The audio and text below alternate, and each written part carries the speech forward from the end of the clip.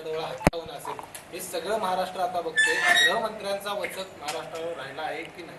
असं आहे की रोजची वर्तमानपत्र तुम्ही लोक जी प्रसिद्ध करतात ती जर हल्ली बघितली तर रोज 1, 2, 3 तरी केसेस अशा वाचायला मिळतात की स्त्रियांच्या अत्याचार, कुणाचा विनयभंग, दुर्दैवानं या सगळ्या गोष्टी दिवसेंदिवस महाराष्ट्रात वाढत आहेत.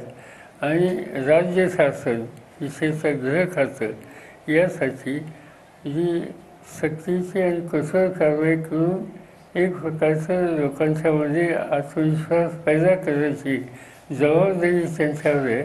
त्याची पूर्तता केली जात नाही.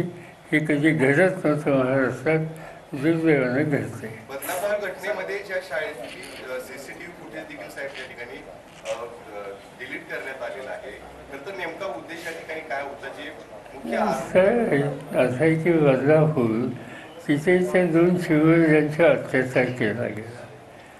2 गोष्टी त्याच्यामध्ये अत्याचार केला ते अत्यंत घृणास्पद संतापजनक बाब आहेत.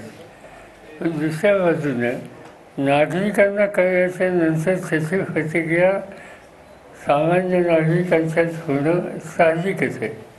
त्यासाठी त्या ठिकाणी हजारो लोक जाऊ नये. आणि बदलापूर आणि त्या परिसरातल्या जनतेची जी प्रतिक्रिया होती, सरकारकडून काय सांगण्यात आलं, बाहेरनं माणसं आणण्यात आली. कुणाला म्हणजे कोण कशाची बाहेरनं माणसं आणली? आणि दुसरी गोष्ट त्या ठिकाणी जे लोक एकत्र जमलेले होते त्या लोकांच्यापैकी अनेकांच्या खटले भरण्यात आले, कारण एवढ्या मोठ्या संख्येनं तुम्ही रस्ता अडवला म्हणून. म्हणजे लोकांच्यात आलेली चीड व्यक्त होणं ही सुद्धा लोकशाहीच्या चौकशीत बसून होत असेल तर ते काही चुकीचं नाही.